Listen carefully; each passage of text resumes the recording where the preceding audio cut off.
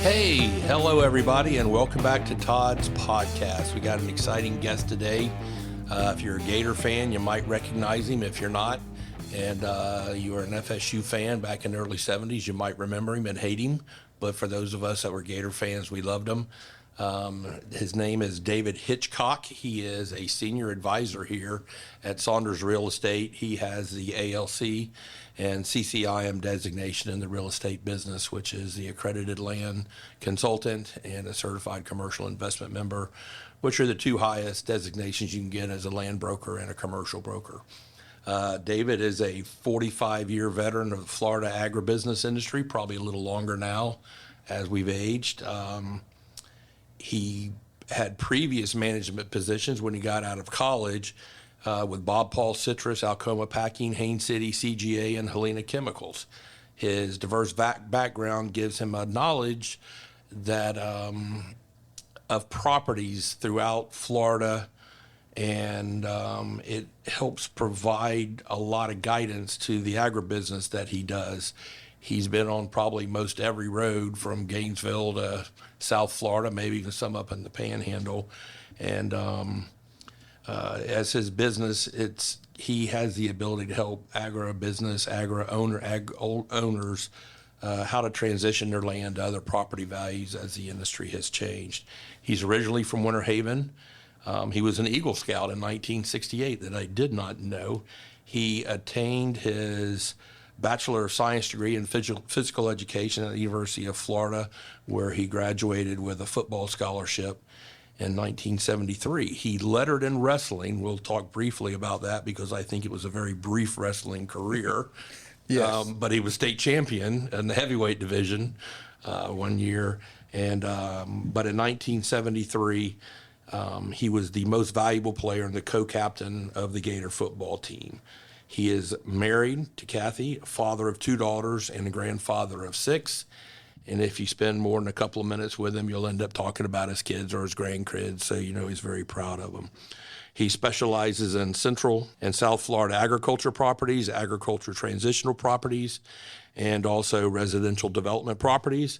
David Hitchcock, welcome to the show. Thank you, Todd. It's good to be remembered after all these years, and you're one of the few people that do, I think. Actually, I'm not. There's a lot of us that do, especially those of us who grew up watching you play football, and the impact you had at Winter Haven High School as Blue Devil, and then at the University of Florida. You grew up the son of a Baptist preacher, very prominent preacher in Winter Haven. He was the preacher for the high school football team. My older brother Rick remembers him coming in and doing the pregame prayer and the Lord's Prayer before every game that they had. And, you know, I think that was how you grew up. Did your dad was a preacher his whole life? Yes, it's and he's from Winter Haven originally. Okay. So he came back. He graduated from Winter Haven, he and my mom, in 1946. He got a football scholarship to Wake Forest. So he went up there the fall of 46, as a 17-year-old. He had a late birthday in November.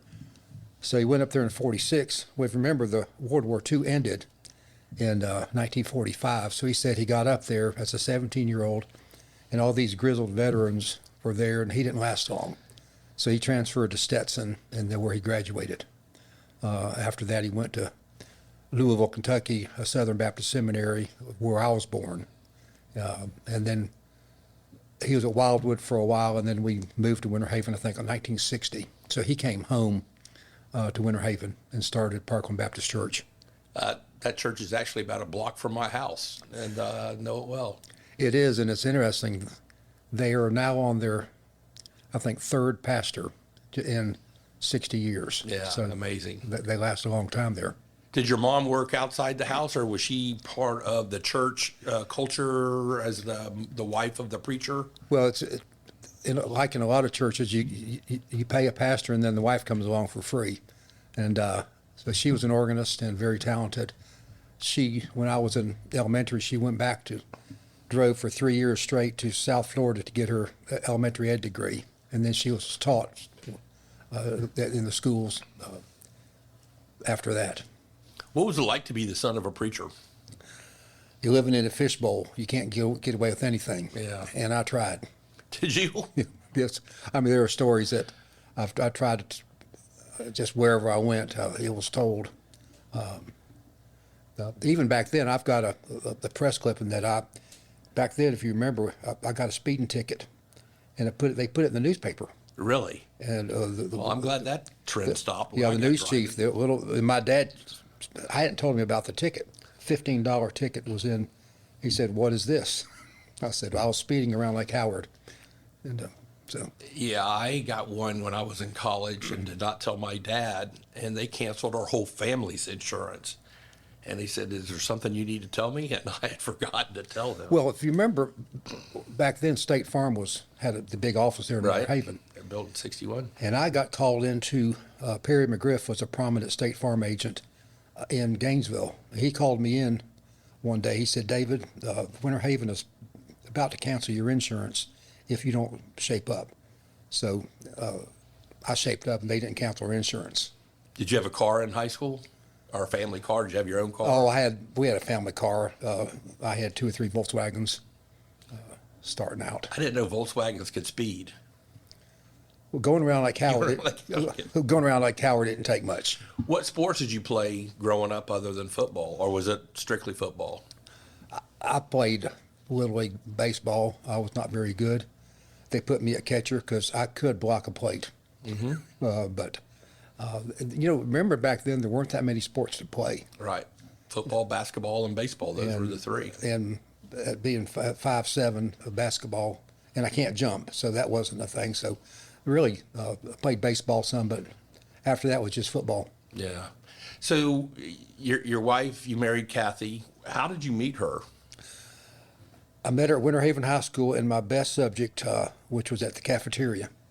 And I saw a cute little blonde from Lake Alfred. So I stalked her and found out where she lived and ended up started dating her. And gosh, 4 or 5 years later, we got married.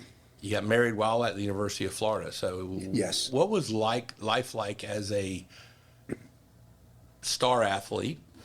As much of a star athlete as there was back in the early 70s, not quite celebrated like today, maybe not, I don't know, but also being married. I lived the first 3 years in Yon Hall, which is the east stands of Florida Field. And back then, they put all the players together in one place, and it was crazy. Just the things that were done. If you imagine 100 players that don't have a lot of sense. So the summer before my senior year, got married. We lived over in Married Housing by the law school. And so it was different, a lot quieter, and probably I had my best year my senior year, so Yeah. it did me well. Was that the best year of your life? You told me a story about Well, this is that awards banquet. yeah. We got married in June of '73, and that fall was my senior year, and I had a good year. We ended up 7-4, then lost a bowl game, but had won the last 5 games of the year. Went to the awards banquet at Wrights Union Hall, and they announced back then they had weekly captains. Then at the end of the year, I was named defensive captain. So I went up to receive that award, and at the end of the banquet, they announced the most valuable player, and I was named most valuable player. So I went up, received the award. They said, "Would you like to say a few words?" And I said, "This is the best day of my life." I sat back down with Kathy, and she turned to me and said, "Best day of your life, huh?" And she still remembers that. So how cold was Married Housing that evening when you got home? Oh, I think she's forgiven me, but she's not forgotten it. That's a good thing. See, you've got a great work ethic for the people that know you. Where did that work ethic come from? Not necessarily just work here at the office. David's one of our leaders here in the company, been around for a long time. Where did this work ethic come from? And not just on the work side, but the sports work ethic as well. Todd, I don't know. It's my wife. We were talking. She said I'm obsessive compulsive on things. I do tend to overdo things, but I don't know. You either have it or you don't. I don't think you can teach it. You can't learn it. You look at my grandkids and look at other kids. Some have it and some don't. And not have it's not a bad thing. Right. Because, but it is what helps shape you and form you who you are. right. And they and I was blessed with it, but I don't know where it came from. Yeah. Well, how do you find that inner motivation? I mean, have you ever thought about, I mean, it sounds like you thought about some of it, but there's got to be some motivation that gets you up still at 4 o'clock in the morning to walk and then swim and eat your bran. And Well, one, try to live longer. My dad passed away at relatively young age of in his low mid 70s, and he had never exercised any, and he had health issues, heart issues his whole life. And I'm built like him. We were built Right. kind of stocky. Right. So maybe that's it. Just not wanting to see. He never exercised any, and not wanting to go that route. He had 2 sets of bypass surgery, 10 years apart, and just was not healthy later in life. And so maybe subconsciously that's what I'm trying to avoid. yeah. When we were talking, and we've talked a number of times just sitting around the office, you had mentioned this one guy. I think it was a guy who came up to you and said, "Hey, this year I'm going to give 100% on every play." Well, I heard that. What did you Really, think it was about actually that it was on an interview where this defensive player for University of Florida said, "This year I'm going to try and give 100%," and that stuck with me. I'm going, "This year give 100%." You're not doing that every play, every game, every day, as what you do. You have to think about it. Well, if you have to think about it, you don't have it. Right. You're not going to be good because to be good, it's just a never quit attitude. Well, I think that may be the difference between being good and being great. I mean, a lot of people can be good just with just a natural ability, but to find that next gear, to find that next level, is you've got to have that mentality, I think. Well, it's not been mentioned, and I appreciate you not mentioning it, but I'm also a little bit vertically challenged, and I gave up height and weight, and that might have been part of it as well. Right. I think my official height I was 5'7" and 3/4 when I played for the Gators. I've seen some of the programs that list me at 5'10", 6 foot, but Did you take that out and frame those? they were being generous, but and that be part of it. There, just trying to prove that I can belong. Yeah. And use that as a motivation. Yeah. Were you highly recruited out of high school? Did anyone know who you were, or how did you get to Florida? I always wanted to be a Gator. My Sunday school teacher, when I was a junior high, took a bunch of boys up to the a game in Gainesville, playing the University of Illinois. I didn't know what an Alumni was, but I learned, which is 1966, somewhere in there. And I looked up at the press box and saw all the cameras, and just back then they were building the East Stands, but I wanted to be a Gator after that. Fast forward to my senior year. In December, and I had a good senior year at Winter Haven High School. The University of Florida arranged for me to meet with Scott Linder at his house. Scott Linder, if you don't know, he's a huge Gator fan. Always had an airplane flying over the stadium saying, "Please go Gators, Linder Machinery." Mr. Linder sent an airplane to Gilbert Field in Winter Haven. My father drove me up to Gilbert Field. We got in the airplane, flew to now Linder Airport, had a car pick us up, take us to his house by Lake Hollingsworth, where his cook cooked some fried chicken, and Gator coach was there, offered me a scholarship. I accepted. Now, we could have driven quicker, but it was way cool to do that. And so I committed to the Gators, and after that, I made an All-American, I was All-State. I started to get some feelers, but I kind of let it be known I was happy where I was and with what I was going to do. But I wasn't heavily recruited. So I was very fortunate to receive an offer from the University of Florida. And that was Ray Graves was still coach. That was his last year coaching. That would be the fall of '69. Right. He signed me. 2 or 3 weeks later, he resigned, and they brought in Doug Dickey, who never would have signed me because I was too short. And so, fortunately, I was already signed when he got there. Did you play for Graves one year? No. So he was gone by the He was time gone you started. He just signed you.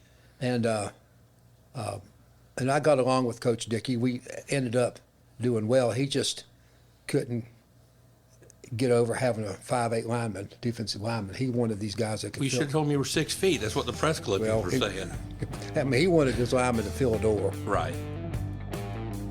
Todd's podcast is sponsored in part by Saunders Real Estate, your trusted partner in land and commercial real estate since 1996.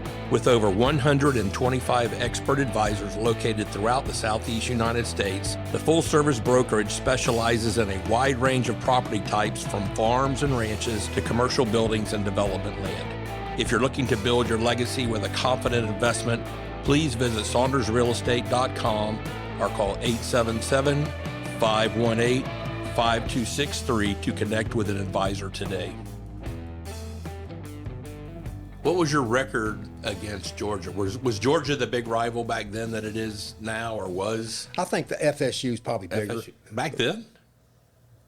Oh, I've hated Weren't them. they still a girls' school back then? I've hated them for years.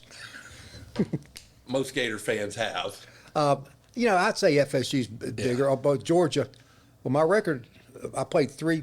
And back then, freshmen could not play. That we had our own freshman team. Right. We played like a 6-game schedule. I've actually played between the hedges in Athens. We played a freshman game. Okay. Went to LSU and played in their track stadium, which had a football field in the middle. So I played 3 years at LSU.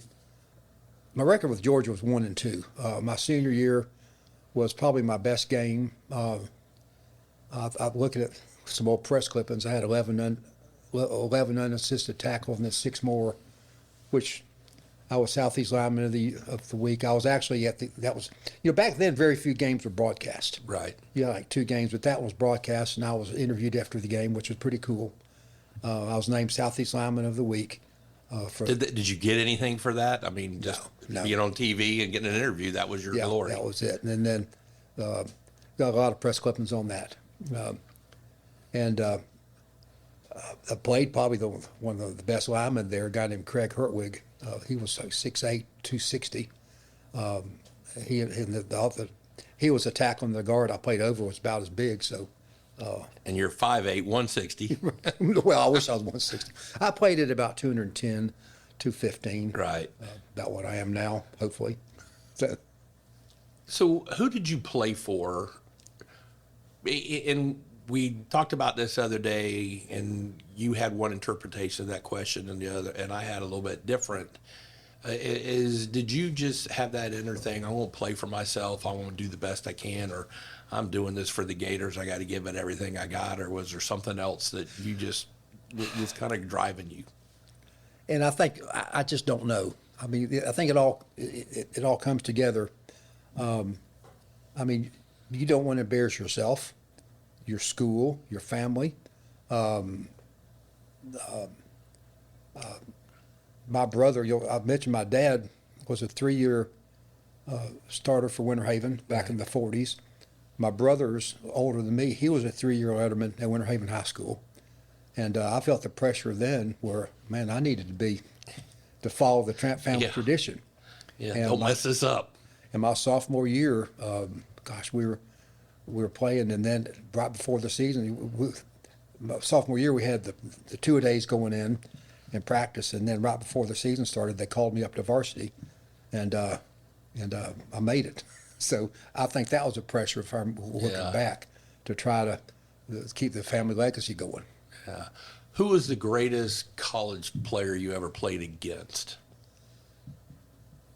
Now, you were a defensive lineman, so you played against a whole bunch of big guys on the other side of the line. Probably quarterback was Burt Jones out of LSU, the Ruston Rifle. Right.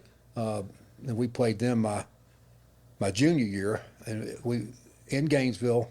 It was a 3-3 tie, so we counted that as a victory because our season that year we were 5-1.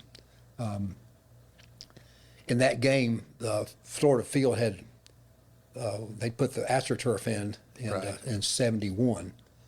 And so this is 72. And if you remember, the field was crowned. Correct. Had a very for drainage, wasn't it? For drainage, because the first generation AstroTurf was just all it was a pad on concrete. Right. And well, during the game, it rained cats and dogs the whole game. One reason for the low score, and on the sidelines were not mud puddles, but just water had really gathered. Hadn't quite figured out the drainage yet. And at that time, the home team furnished all the balls to the referees. And I remember our manager, Tim Sane, would take the balls, take them to sidelines, roll them in the water, dunk them, pick them up, wipe them off, and hand them to the referee when LSU needed a ball. And they missed 2 or 3 field goals because the balls probably weighed 10 pounds. So that was one game that sticks out. I think I had the hardest time with some of the LSU linemen because they were kind of roly-poly like I was. Right. The tall guys I could handle. But when you get someone who is 6'2", 240, and that's another thing. Back then, I played it right at 210, 215. No one was really bigger than 250, 260. Right. John Hanna at Alabama, who was named the best offensive lineman ever in the NFL, was about 6'2", 280, and was considered a monster back then. I thought he was bigger than that. I mean, even when he was in the NFL. We might have been taller than that, but Right. he didn't weigh over 300. Wow. But there's pictures of me playing it side by side when I was, and we're built the same. Right. He's just taller. We have Right. a stocky build, but I never really played much against him directly. I was on the right, he was on the left, but that's probably the best lineman we ever faced. Who was the best quarterback you think we ever had at Florida? During my time or ever? Ever. Oh, man, you got to, I mean, if you don't go with Tebow, and I wasn't really around for Spurrier much, but I mean, the Tebow years were fun. My year was, we had 2 or 3, but my senior year, Don Gaffney was when I was a senior. Right. And, Who'd you have before that? Reeves? Was Reeves right before that? Yeah, John Reeves was. He was out of Tampa, right? Yeah, Robinson High School in Tampa. Robinson. And he was 2 years ahead of me, so he was a senior in 73, and I was a sophomore in 71. But I started my sophomore year, well, for 3 years started. So I played with John. John was very, very talented. He passed away 3-4 years ago. Right. I always had some inner demons with him. Yep. But he was very good, a true drop back quarterback. Yeah. And then with him, Carlos Alvarez. Yep. And I was at Gainesville back in 1969 against the University of Houston. Right. I think the third play was a 60-yard bomb, Reeves to Alvarez, and which is one of the most famous plays in Gator history. Yeah. Or as Beats the heck out of that Lindsey Scott play against Georgia. Carlos always says it should be Alvarez from Reeves, not Reeves to Alvarez.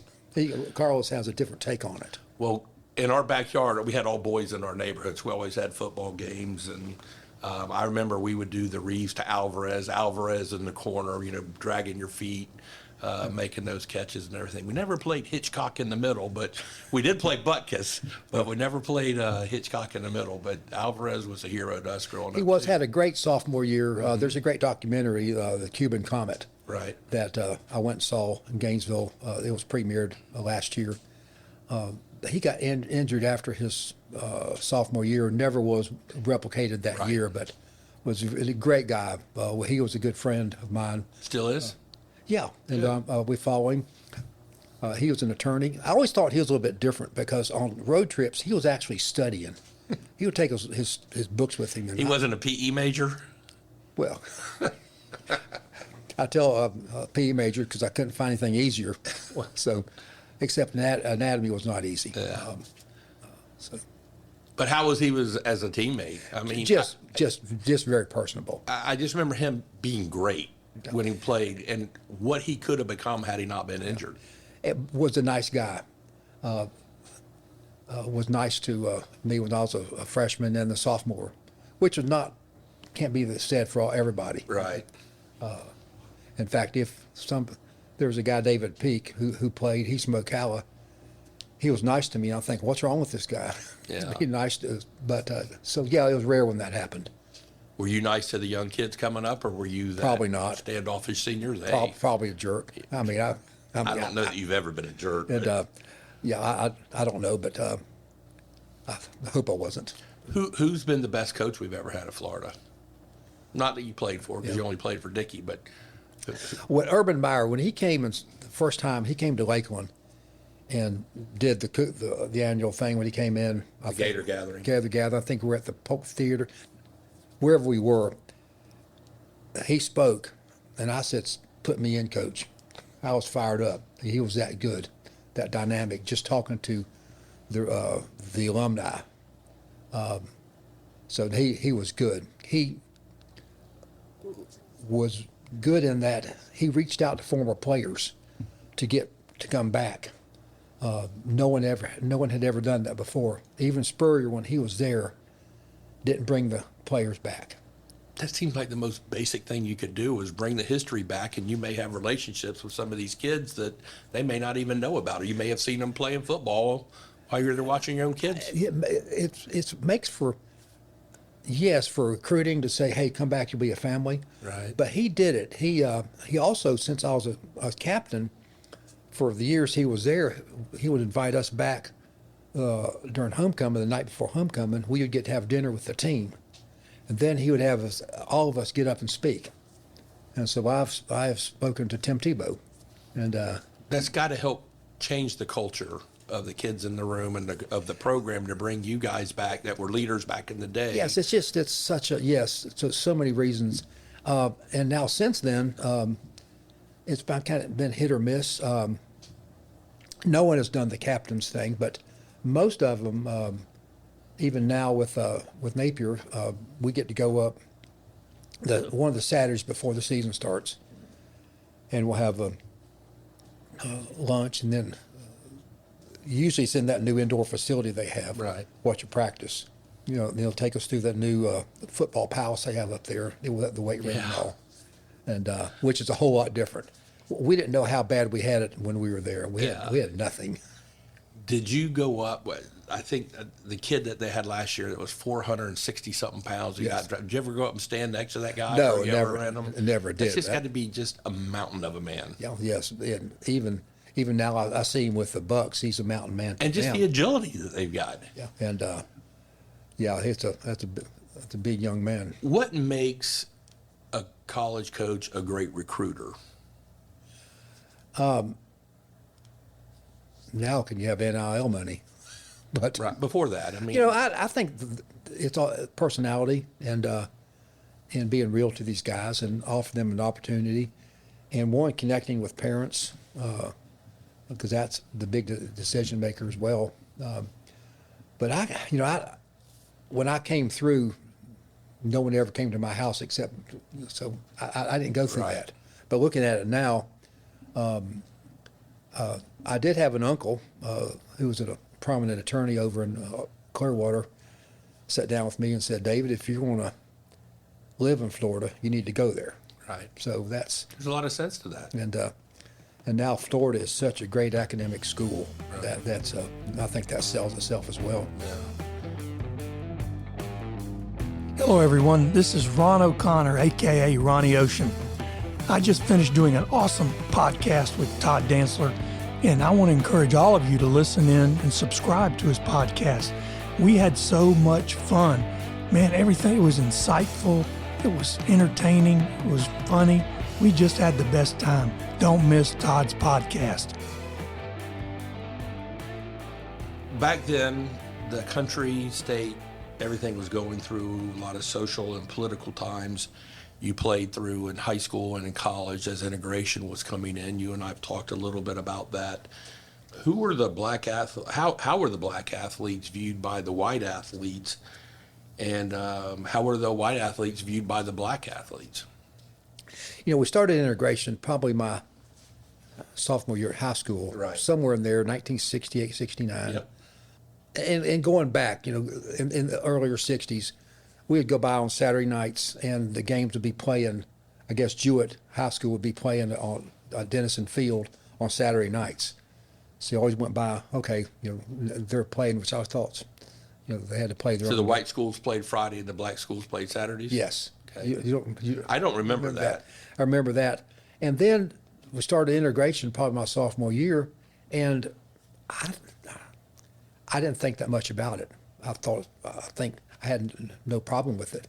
And then at Florida, I went in the fall of 1970. We had two black athletes, Lenny Lucas and Vince Kendrick in '70. With the year before, Willie Jackson and Leonard George were the first two black athletes at Florida. So '69 were two, and then '70 were two. Then after that, it kind of opened up. Okay. And again, I had no problem with it at all. I just You didn't care who you were playing next to. You just wanted to be good. yeah, and I didn't really see the social impact of it. Do you think players did in general, or do you think it was primarily the outside world and not on the field with you guys? I never heard one word from anybody about the race issue when I was there. They're just part of the brotherhood. Right. I mean, it's they're in, and we got to work together.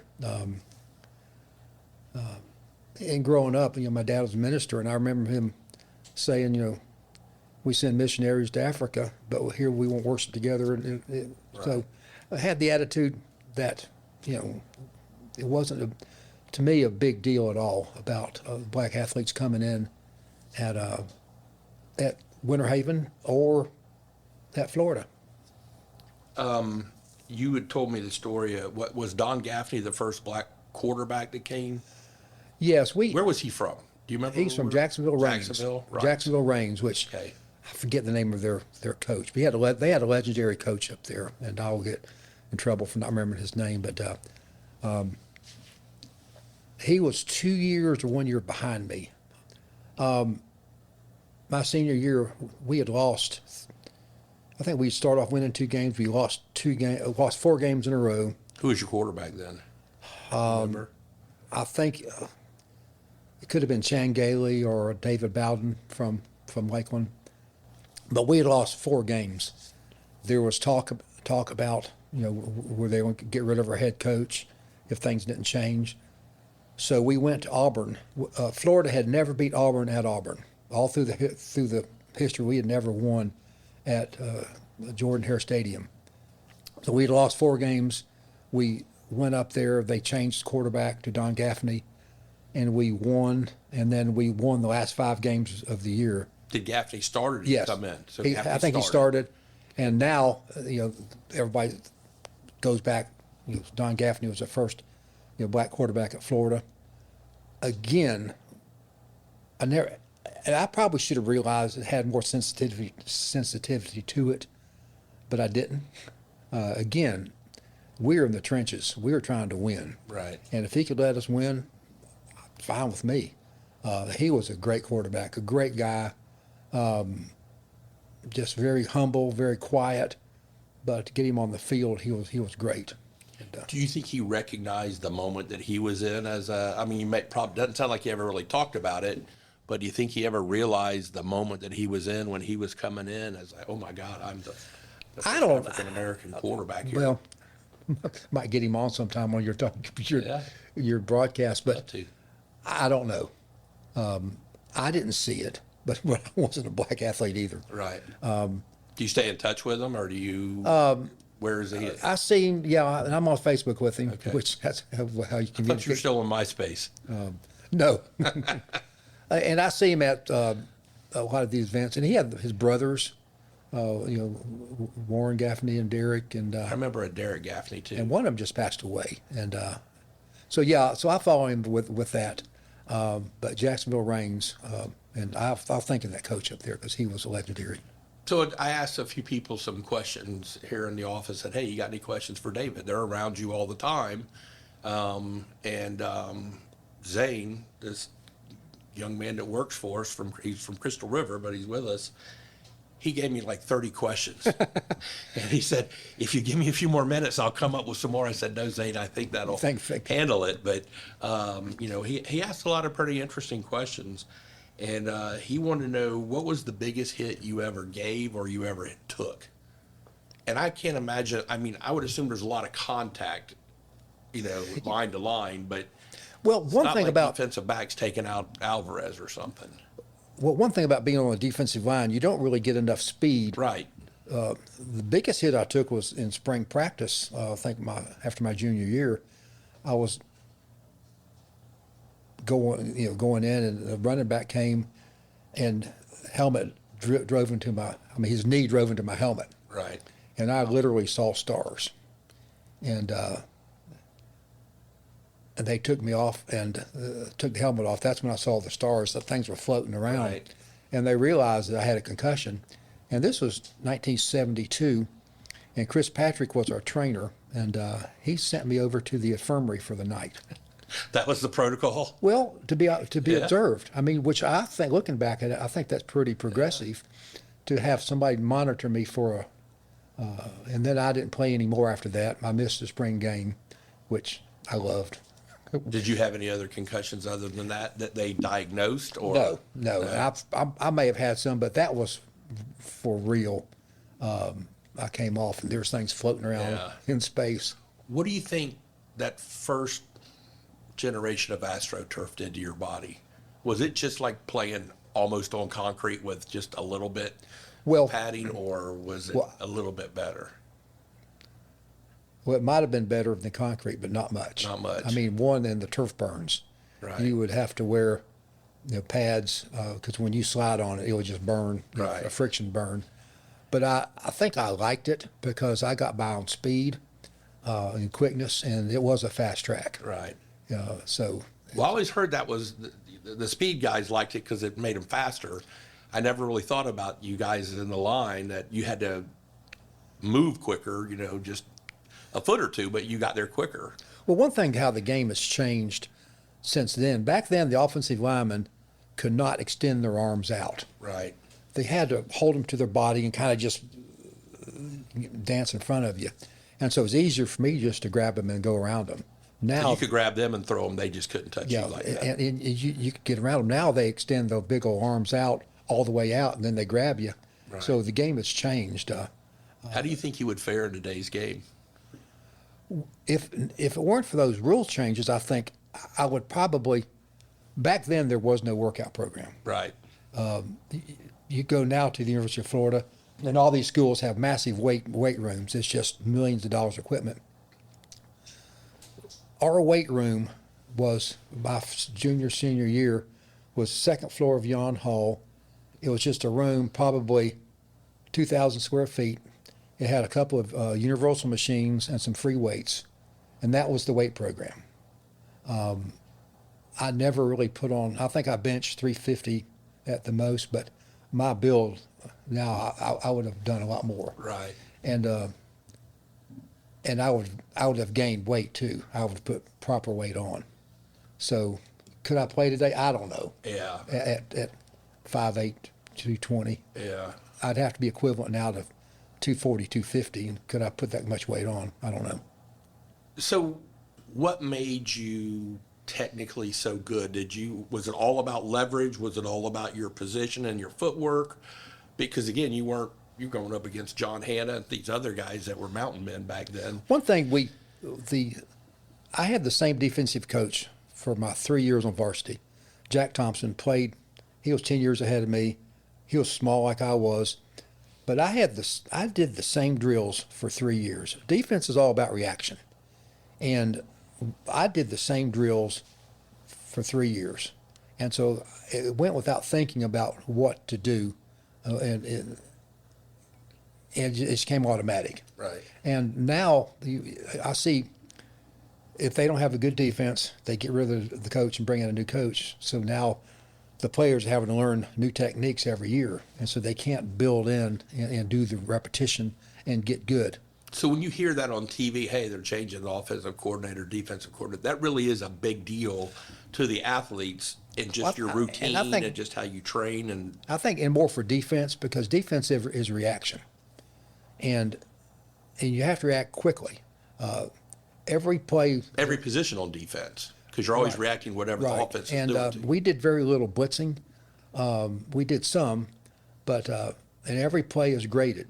I would after every game we'd go in that Sunday to watch the films, and they'd have them broken down. And my coach Jack Thompson, I would always argue with him about he would grade me down on a play, and I'd say, Coach, he goes, Hitchcock, no one gets 100. And so I did usually real well. But if the guy in front of you, if he stepped to the left, you had to step to the left, this and that. And they always had a saying that if you don't do what they say, it better work. If you rise above coaching, it better work. Right. 1973, we were playing University of Kentucky in Gainesville, and we were ahead of them most of the game. And we got up 18-0, and they came back 18-16. At the end of the game, they were driving to the south, left or right. About the 35-yard line, I thought they were setting up for a field goal. I was playing over the left offensive guard. My responsibility was between the guard and the center, that gap. Right. But I thought they were going to roll out and set up for a field goal. So I went on my own, went to the right, jumped the gap, tackled the quarterback, put him out of field goal range. Next play, we intercepted and won the game. So if I had done wrong, so I rose above coaching, but it worked. Right. If they'd have popped a run in the middle, we'd have lost. Yeah. But the Orlando Sentinel, and the interception was by a guy named Wayne Fields, W.C. Fields. He intercepted to, and so the Orlando Sentinel, the headlines was the score was I think 20-18, 20-18, Hitchcock ending, Fields good for the Gators. Wow. So I still have that press clipping. That's a pretty somewhere. cool headline too. Yeah, and but that was one where I didn't do what I was supposed to, but it worked. Did you ever play on special teams? Like, did you ever block a kick, a punter, or did they bring in bigger guys that were taller so they had more reach? Or No, well, it's just I think my freshman year I did kickoffs, but punts and extra points, No. field goals, Well, you never rushed to try. against punts, you would be on. You'd be on. You wouldn't go off on punt return. But I didn't play special teams, kickoff returns, coverage. And I played from Little League, and we probably talk about that too. That's interesting. But from 5th grade through 4 years of college, I never scored a point. I never fell on a football. I blocked some punts to other people, but I thought somewhere I would do something. Yeah. But, I remember when I played Little League, I was always barely able to make weight. You wouldn't think that of me now, but I mean, they were putting their toe on the scale. John Strang and I were the two smallest kids, and they're putting their toe on the scale to make sure we could get up to 90 pounds with our pads. And then you got other guys that they're fasting for 2 days before. I remember that, making weight. Yeah. I think the weight was, It was 90 to 120 when I played. I think it was 85 to 115. Yeah. And when I was there, I played for the Winter Haven Satans. Okay. Now, my mom, being a minister's wife, the Blue Devils, Winter Haven's bad enough. Yeah. But the Winter Haven Satans, and I still have a jersey that says Satans number 20, hand drawn with a permanent marker. I still have that jersey in my Really? in my house. But my 5th grade year, I played, and my knee pads were down to my feet. Yeah. I played 3 plays a game because that's the rules. You had to be in for 3 plays. In my 6th grade, I made Polk County All-Stars. Yeah. And we played a team from Atlanta over in Lakeland in the Santa Claus Bowl, Yep. 1963. Yeah. I just remember barely able to make weight. We probably made weight different ways then, so I barely was making it. And this guy, Greg Heinz, who's a very close friend of mine now, he was one of those that could never make weight because he always weighed too much. And he was one sitting in the car with a sweatsuit I on, remember a heater those, on. yeah. I remember that's And crazy. I was a defensive back when I played defense, and he came through the line, and it was me between him and the goal line, and he ran over me. I didn't see stars, but he knocked the breath out of me, and I'm bigger than him now, I think, but I'll still go up and say, I remember the time you just about killed me, Greg, when we were kids, and he got a big laugh out of it still. Who was your favorite teammate that you had in college, maybe, or high school? Really, doesn't matter. The guy John Lacer was the other starting defensive tackle, and I played at 5'10", 5'8", 210. He was 6 foot, probably 220. The trainers are bigger than that now. We had linebackers back then, Ralph Ortega, Glenn Cameron, who both had long pro careers. Right, I remember Ortega. And then Ricky Brown, defensive end, Preston Kendrick, which was the brother of Vince. But John was in my wedding. I think my best man. I've seen him recently. Ricky Brown. So we try to stay up with the guys what we can. What'd you major in again? Majored Bachelor of Science in Physical Education. I never coached, never taught one day in my life. After I played, I was there for 2 years as a grad assistant, hoping to get on a college level, but it didn't work out, and I realized that. So I went and saw Bob Paul, who I knew growing up. I knew his kids growing up. He sent me to a grove in LaBelle to learn citrus. And so I've been in ag one way or another ever since.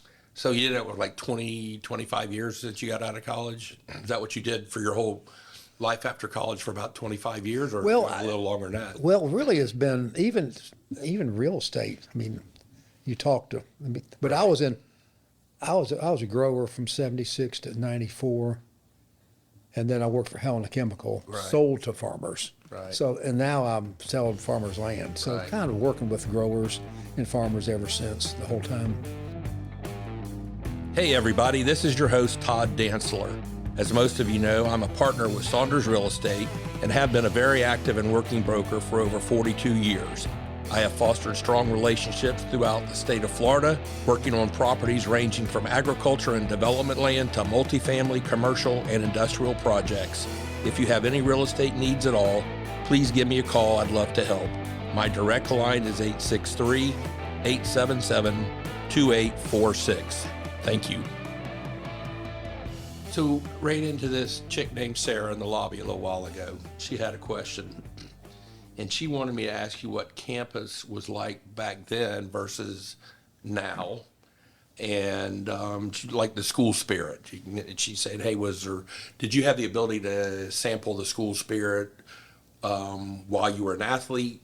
Do you go back there now and say, wow, it's totally different. I never got this experience when I was on the field. I think it's kind of interesting. I think back then you were more formal dressed to the games. Yeah. You would dress up wearing coats and ties. I'm seeing that come back now. Well, that was later. But in the 60s and early 70s, it was very much a culture to dress up the games. I'm seeing that now. Really? I think I see I may get in trouble for this one, but I think I see the same Hare Krishna people there that were there in the Plaza of the Americas. Yep. There on the game days doing their chants. They're just older and they're drooping a little more, sagging a little more. But it's the same people. It's kind of, I think the campus was more laid back then. It wasn't as big. Different times too. I mean, just coming off of Vietnam, and well, we had a lot of social unrest back then. Yeah, a lot of riots then, and I would never participated in them, although I would go watch them because they were great fun to watch. Right. As long as you didn't get on the streets and participate with the. Right. Do you go up and tailgate now, or do you kind of just go up and go into the game, and when it's over, you bug out? Yes. I've had some friends through the years that had tailgates. This last year on the Kentucky game, I was able to go up and stand on the sidelines. And so I went up by myself because I couldn't take anybody. And so for the whole game, I could go from the goalpost to goalpost on the west side, just wherever I wanted to go. Now, I had to go behind where the players were. There's a path, but they didn't care where I went. And that was so cool to stand on the sidelines. At the end of the Kentucky game, at the north end zone, there was a field level camera. and what ESPN. Right. And I was talking to the camera guy, and he let me sit down in the chair because I had no place to sit. At the end of the game, we were pretty much winning, but Cormoni Jones, the guy from Lakeland, intercepted, did a pick six right in front of us, and he ran it back right. He ran it right to where we were, and when he was coming in, I stood up and cheered. Well, you can go now and look at the ESPN feed. I photobombed the ESPN live feed. You see the back of my head with my arms up, cheering, and then they cut out. That's pretty cool. So, and I showed it to someone recently that you can see that. So here's another question from a young lady named Jennifer from Kathleen, and this is a legitimate question. She asked me what the equipment was like back then and how it's evolved. She said, "Didn't David have a leather helmet?" I went, "Are you serious, Jennifer?" She goes, "Well, I don't know." So you may want to ask Jennifer on the way out how old she really thinks you are, but how has the equipment changed? It's got to be stronger, lighter, tougher. Then we had the suspension helmets, and with a full face mask. I think in high school and junior high there was not full face mask, and this big nose I have is due to. But you had a face mask. I had one, but not the full. But so it's just you could really get in, and right. So my nose. Did you have a 2-bar face mask? Back then, yes. Now you have the nose bar then too, or not? No. Now that explains a lot with your nose, doesn't it? And so, but I don't think the equipment has changed that much. I mean, the helmets have gotten better. They've gotten some of the liquid filled gel packs, but it's still a violent game. One thing's interesting to me, when you go to a Gator practice, they all have that big foam thing outside. Right, on their helmet. On the helmet. The pros last year, NFL allowed the players if they wanted to. I saw that. And I'm thinking, why not make that mandatory? If it's going to help in a practice, cut down concussions, right? Why not have it? And I know they're ugly, but they just blended in with the rest of the team. I mean, you could notice them, but helmets, they don't protect the brain. Right. The brain still moves and is hit. The outer helmet, the outer part of the skull, it protects. I just find it interesting that you don't see hip pads, you don't see knee pads, you don't see thigh pads. I mean, in Little League, you didn't have any skin exposed. It was like walking around like the Michelin Man with, bubble wrap around my body. My grandson plays outside linebacker for the University of West Florida. Okay. How big is he? He built like not me. He is 6'2", 210. Okay. Very fast. Wow. And he has the never quit attitude. Awesome. I remember when he was playing flag football, I yelled, "Coach Muschamp, sign him now." Because he would not quit. If he missed the flag, he would chase the guy down. And of my 6 grandkids, he's about the only one that has that. And again, where it comes from, I don't know. Right.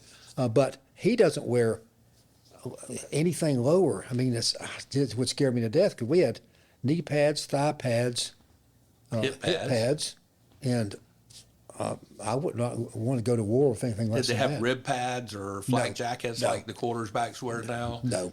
And for a while, we had tearaway jerseys. I remember those. Like Nat Moore and the guys, they would wear those, and you get a handful. Some of those guys didn't have a jersey on when the game was over. They just had it all ripped to shreds. Well, I still have a jersey where they let me cut it off halfway, so it had my midriff was showing, but it was cooler. Right. And it was another thing, that first generation AstroTurf was terrible in the heat. 1972, we had an early game with Mississippi State in Gainesville. It was a September game, 2 o'clock. It rained hard about 1 o'clock, and then it cleared up, and the sun, and you could see the heat just coming off. From the humidity and everything. Just coming off, and it was brutal, and we beat them, I think, because of that. So we've been here 55 minutes. I want to wrap it up in a couple of minutes, but I had a couple other questions that others have asked. Just kind of looking for your advice. What's the biggest or best piece of knowledge you wish you had, that you know now that you wish you had going into your 30s? What do you know now that you wish you had known as you had gotten out of school, starting the family in your career? probably start saving better, Okay. be more proactive, and don't buy junk, buy things that last. Right. My dad always said, don't pay for your toys. Don't finance your toys. Pay cash for them. Finance your house. If you have to have a car, finance your car, but don't finance your toys. Looking at it, I've got an acquaintance I used to bike with on Facebook, and this guy, he goes from Jeep to this to that, and I'm thinking, you got a family, why don't you just save? So looking at that, been more proactive about saving and investing early on. I mean, your dad's Problem is great. Right, but early on you don't have any money to invest, so you're a lot of times you're just trying to scrape by. Well, and one thing's neat about real estate is, I've always worked for a paycheck back when I was salary. In real estate, you don't. Right. If you don't kill, you don't eat. Right. But I think it disciplines you because you don't know when the next check is coming. Right. So you better be. So I think it forces you to live better and more frugally than when you know a check's coming in, and whatever you're making, you're spending. Because when you find yourself in a slump, mentally, physically, spiritually, whatever, what do you do to get out of a slump? That one's from Zane also. keep working, don't quit. Just push through it. Yeah, and that's, I think it goes with all of that, with family, with spiritual things, with just keep working. Don't give up. Yeah. Do you still bike? I know you were an avid biker for a while, and No, and I'll never bike again now. I've had both knees replaced in 2019 at the same time, which is interesting. This last January, I had my right shoulder replaced, and the knees they're tough. They're made of titanium. The shoulder is it's put together not well. And I was talking to an orthopedic guy recently. If you were to crash on a bike and mess your shoulder up, they can't really repair it. Really? So I'll never run again with my knees, and I'll never bike again with my shoulder. But I'm walking now. I'll probably walk 1,000 miles a year, and count steps. And before my surgery in January, I was at almost 300 days straight of 10,000 steps. I'm now back to about 90. Good. 90 days, and I track that, and I'm obsessive compulsive with that. Try to beat my Garmin watch. Do you like music? I do. I was in band. My parents family's all in band. I was in band my sophomore year when I quit playing the baritone. Well, last year I bought a baritone, really euphonium, which is the same thing. And I've started playing our church. A what? A euphonium. Never heard of that. Which is like a small tuba. Okay. I'm now playing in our church orchestra. Okay. After 50 years, I started playing the euphonium again. I've always been in music, choral music. Do you think that's because of the upbringing you had with your mom and being in the church? Definitely, yeah. And even though I didn't play like my brother, I still can read music, and I've been in choral groups. Used to, I was in young adult groups, but I'm not. So yes, the music, and now playing the euphonium is way cool. I'm having great fun with that. So we'll kind of wrap up with your real estate career. What's the most satisfying transaction you've ever worked on? We had one that up in Osceola County, that big deal, $30 million deal that Clay Taylor had. It fell out of contract 2 or 3 times. And Kathy and I were on the trip. We were able to make a trip to Hawaii, and we were on a bus on a tour. And this property, I hadn't told her anything about it. It was under contract, but it had fallen out so many times. Right. I had never told her about it. And so we were on the bus, and I called in, and the check had come, it had closed. And this is a big deal. And so that was one.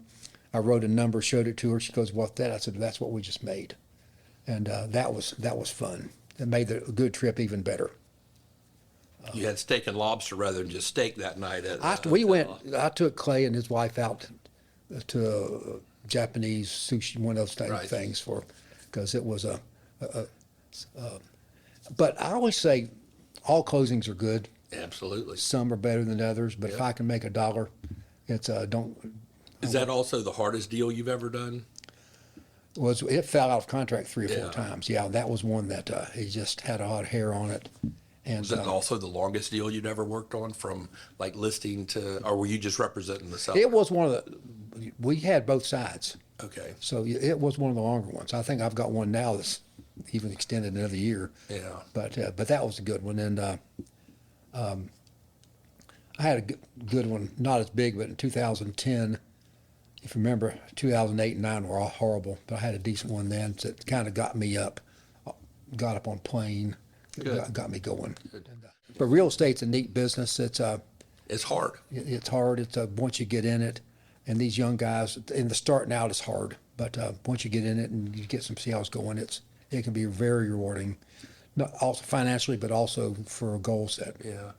You were in the citrus business when you got out of college. We talked about that a little bit. How did that time being in the citrus industry shape your life and your career? And why did you get out of it? I mean, I'm glad you did, because Well, I was in management from '94, and then I was at Haines City Citrus, which is a big co-op in Haines City, managed about 5,000 acres. I was able to get in sales, and I got into management because that's kind of, I needed a job out of college. steady paycheck. Not necessarily what I wanted to do. And so this enabled me to, so I worked for Helena Chemical from '94 to 2006, and things happened. They shut the facility down. The plant closed down in Day City, and I got my license and went with Dean. And then been doing real estate ever since 2006, which all this prepared me for the real estate side. What's your thought on the citrus industry, and what, You know, what do you think the future is? I was talking with somebody the other day. They think they may have the silver bullet. I've seen there's a tree they found that's resistant. I don't know. It is so sad.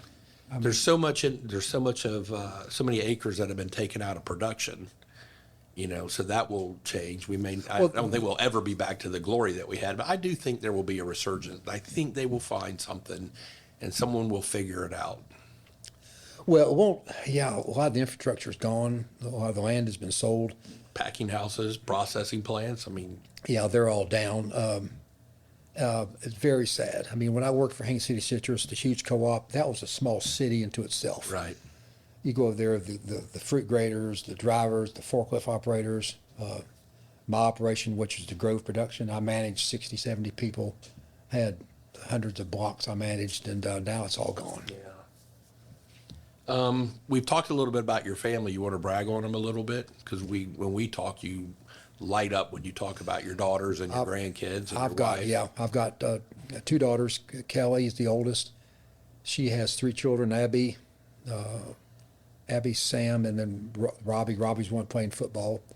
And they're all in their 20s now. I have a 25-year-old granddaughter. Wow. And then my younger daughter, Katie, has 3 children, Lila,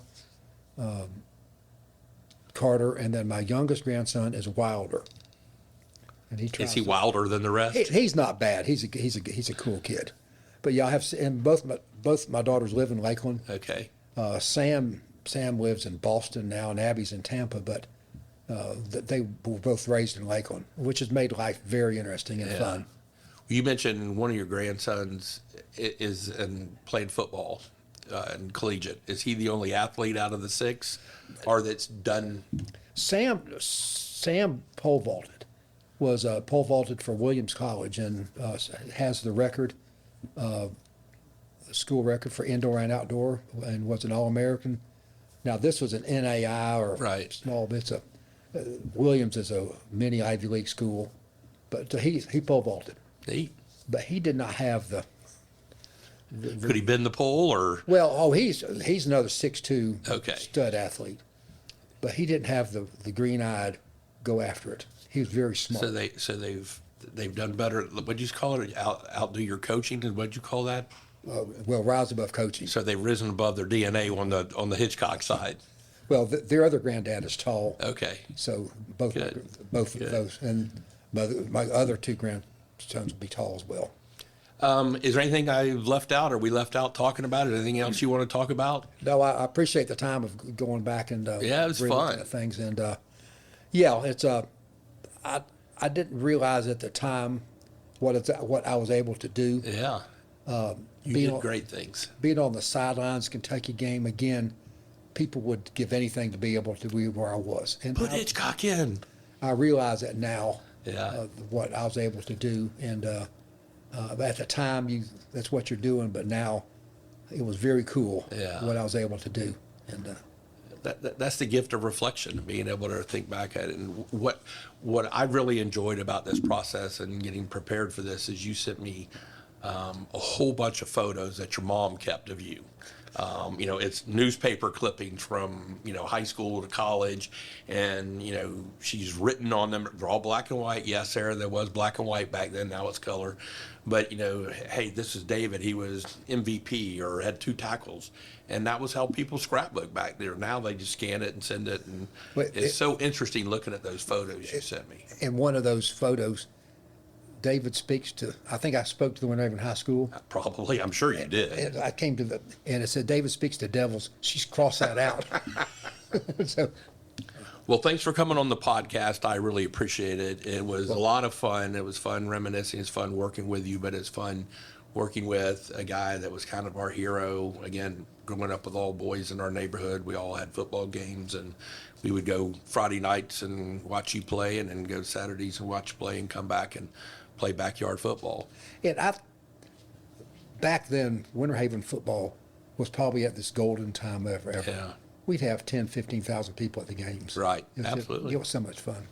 One thing I did not say is you were also an ATO, of which I was. So also thank you for being an ATO. I appreciate that. And I'm sure you have some memories, but most of yours is from, football and all that. But Yeah, I was a member of this, and I wasn't a good member.